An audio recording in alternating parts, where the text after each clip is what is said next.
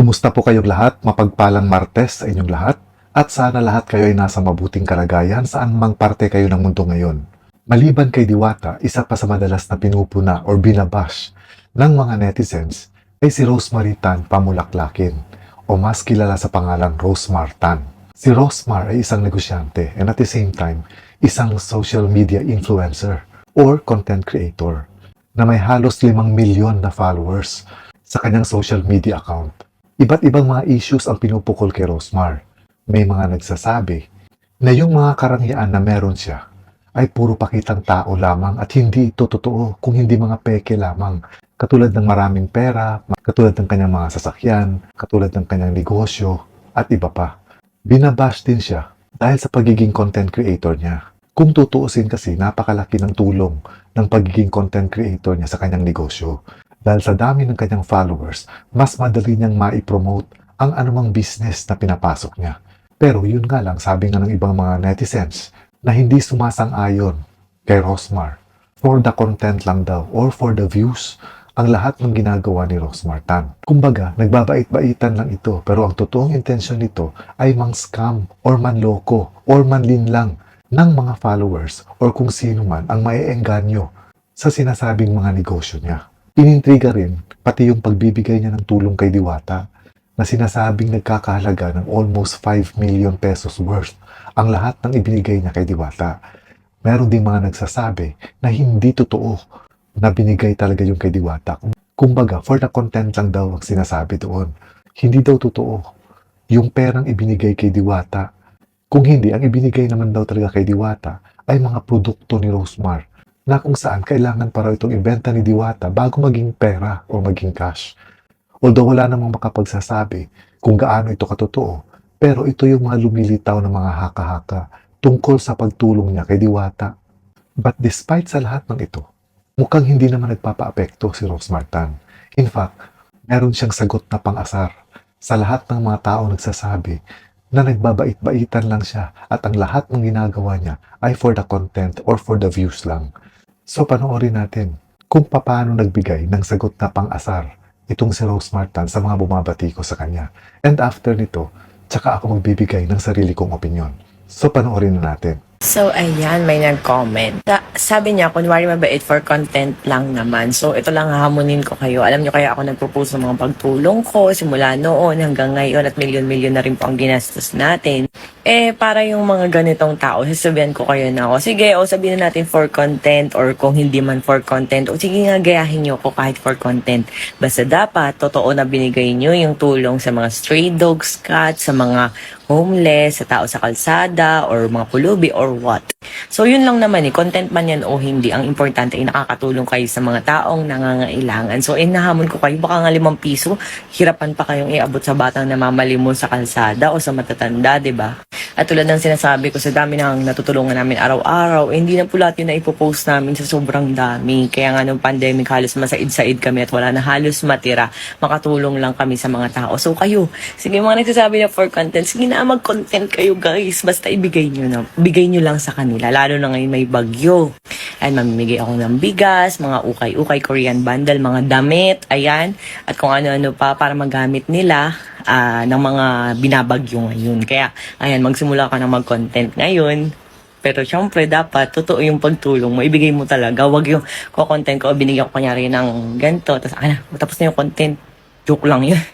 Wag lang ganun. So, kahit na content mo yan or for the views or what, basta iabot mo ng totoo, doon masaya na ako. So, and guys, register na kayo sa live event ko dahil marami na naman tayong ipamimigay. At sa May 31 nga guys, makikita nyo po ako sa Banawe, Quezon City at mamimigay tayo ng mga kung ano-anong gadgets. So, ayan, naka-ready na nga guys. So, tingnan nyo naman. So, and guys, nabili ko to sa GPP Power Gadget Shop. Ayan, papakita ko sa inyo kung gaano karaming iPad ang aking pinamili. Guys, ayan, ito ang legit. Ayan, ang legit. Ilan yan guys? Bilang. Ayan, bilang. 1, 2, 3, 4, 5. Ilan ba? Tinatamad ako magbilang. Ang dami kasi. 25 ata yan guys. O, bilang nyo. O, ayan. Mapapamigay natin yan sa, kailan ba yun? May 31 sa Banawe, Quezon City. O kung order kayo dyan, murang gadget dito, guys. At meron pa akong pamimigay. Piso cellphone sa live ko sa 15. Ayan, register na kayo. Original to, guys. Ito naman mga second hand to, para original. Ayan, guys, mga iPhone. Register na kayo sa live event. Bilis, bilis, bilis, bilis. Instant iPhone. Dami ko na napamigay na to. Ubus na naman. Mamaya may parating na naman akong in-order. Grabe yan. Ang opinion na ibibigay ko ay tungkol sa pagiging isang content creator. Lalong-lalo na sa tulad ko na hindi naman talaga kalakihan kung hindi matatawag nating small time na content creator. Ito kasi sina Rose Martin, sina Alex Gonzaga, sina Hungry Syrian Wanderer at iba pa, talagang mga big time na silang mga content creators. So tutumbukin ko na yung sinasabing for the content or for the views. Personally, para sa akin, yun naman talagang intention ko. Kaya ako pumasok bilang isang content creator. Alam natin sa panahon ngayon, ang pagiging isang content creator ay hindi na nating masasabi na libangan lang. Kung hindi, isa na itong sideline ng ibang tao na kung saan pwede silang kumita ng extra income. In fact, yung iba, talagang hindi na nagtatrabaho. Kung hindi, nag-focus na lang sila sa pagiging content creator at ito na yung bumubuhay sa kanila ngayon sa pang-araw-araw na gastusin nila. Aminin ko man o hindi, pero para sa akin, ang talagang naghikayat sa akin para maging isang content creator ay para kumita at magkaroon ng extra income. So kapag ka sinasabi o may nagko-comment sa mga videos ko na yung mga pinopost ko ay for the views or for the content, tanggap ko yun. Kasi kumbaga, yun naman kasi talaga ang basehan kung paano kumikita ang isang content creator. Base ito sa views. At paano ka magkakaroon ng views? Dapat magkakaroon ka ng content. Yung content na magbibigay interest sa mga followers mo para panoorin yung pinopost mo. So hindi ko i-deny, nakalakip ng pagiging content creator ko yung sinasabing for the views. Kasi kumbaga, bakit pa ako magko-content creator kung hindi naman views yung habol ko? Not unless siguro kung talagang napakayaman ko at ang gusto ko ay gumawa lang ng mga videos para libangan or hobby lang. Di na baling hindi ma-monetize or walang manood. Ang importante, na nagagawa ko yung hobby ko. Pero hindi kasi ganun personally yung sa akin. Ako, pinasok ko ang pagiging content creator with the purpose in mind. Nakikita ako na magkakaroon ako ng extra income sa pamamagitan ng paggawa ng mga videos. Para kasi sa mga hindi content creators, yung mga viewers lang, ang akala kasi nila, madali yung pagiging content creator. Hindi po ganun kadali. Unang-una, marami kang gagawin. Kasama na rito ang pag-iisip kung anong content ang ipopost mo. Nandyan pa yung pag-edit mo. Nandyan pa yung iniisip mo kung ano yung mga sasabihin mo na hindi ka makaka-offend ng mga viewers mo. So dapat lahat may kalakip na ingat. Ngayon naman, para sa sarili ko, kung hindi lang din for the views ang habol ko, hindi na lang ako magiging content creator. Kasi sa pagiging content creator, the more views, kahit papano, mas lumalaki yung kinikita ng isang content creator. Ngayon, kung gagawa ka lang din ng content para i-please yung ilang tao, okay lang yung ganun. Kung hindi mo hinahabol ang income sa pagiging isang content creator. Meron din kasi mga nagko-comment na nakakasawa na, paulit-ulit na lang yung pinopost mo. Tapos meron din mga nagko-comment, masyado daw akong sumasakay sa mga issues. Ganun kasi talaga. Kumbaga, kung ano yung hot item, doon ako nagfo-focus. Dahil kumbaga, ito yung makakahatak ng mga viewers. So again, papasok dito yung for the views. Pero may kalakip ito na responsibilities. Hindi ibig sabihin na dahil gusto ko ng maraming views, ay gagawa ako ng mga videos na magpapakalat ng misinformation.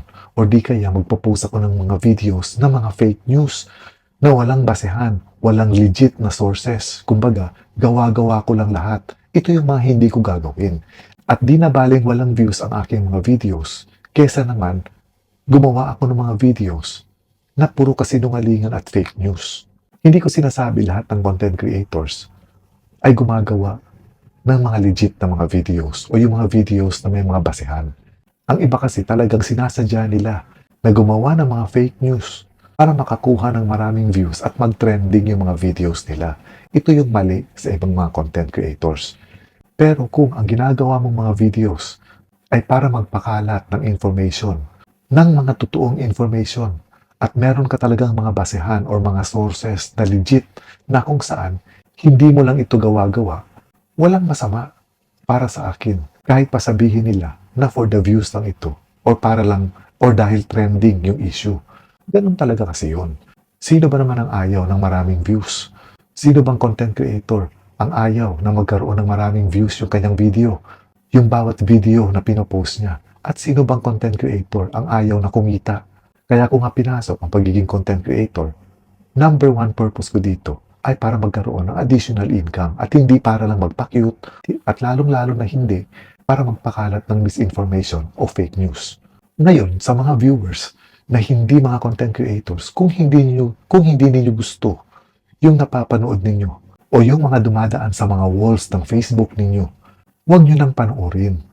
Kaysa i-bash ninyo yung content creator or di kaya ay isumbong ninyo or di kaya ay i-report ninyo yung content creator na wala namang ginagawang masama, na hindi naman nagpapakalat ng fake news, pero talagang hindi nyo lang siya kursunada o di kaya ay nagsasawa na kayo sa mukha niya, pwede nyo namang i-scroll o di kaya i-block nyo siya para hindi nyo na siya makikita. Pero tandaan natin na ang isang content creator ay hindi gumagawa ng video para sa iilang tao lang. Gumagawa ako ng video para sa mga viewers na alam ko natatangkilikin nila. Oo, hindi lahat ng mga followers ko ay gusto ang bawat video na pinopost ko. Pero at least, ang makuha ko man lang, ang majority ng mga followers ko sa bawat video na pinopost ko, okay na ako sa ganun. Sa mga hindi content creators, hindi kasi nila talaga ito maintindihan. Ang akala nila, yung pagiging content creator ay yung paggawa lang ng video na naaayon sa panlasa nila. Hindi po ganun. In fact, may mga videos ako na hindi naman naaayon sa panlasa ko. Pero dahil gusto ito ng mga viewers ko o di kaya ay trending ang issue na ito, sumasabay din ako. Ngayon, nasa viewers ko na kung papanoorin nila o tatangkilikin nila ang bawat video ko. Ganun lang yon. Hindi rin pwedeng gawin ng mga viewers na diktahan ang content creator kung ano yung gusto nilang panoorin. Dahil ang isang content creator, binabase niya ang kanyang mga contents na pinopost sa mga viewers niya. Bilang isang content creator kasi mababasa mo kung ano-anong mga issues, kung ano-anong mga topics ang tatangkilikin ng mga followers mo.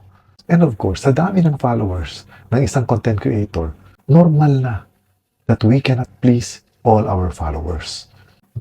Meron talagang magrereklamo. Pero ang susundin pa rin ng isang content creator ay yung majority. Ganon ang tema sa pagiging content creator. So, hindi sa dinidepensahan ko si Rose Martan.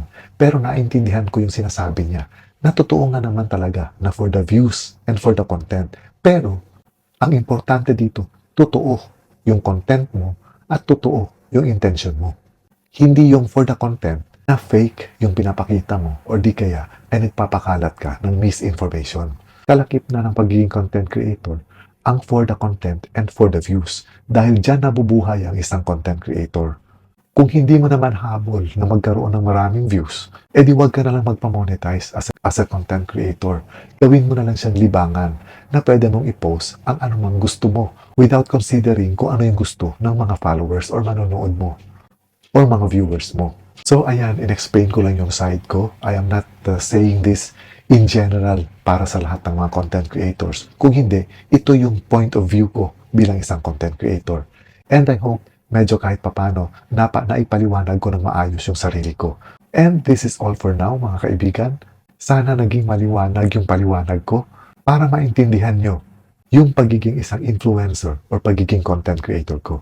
Maraming salamat ulit sa inyong panonood. Ingat po kayo lagi. Amping mo kanunay and God bless.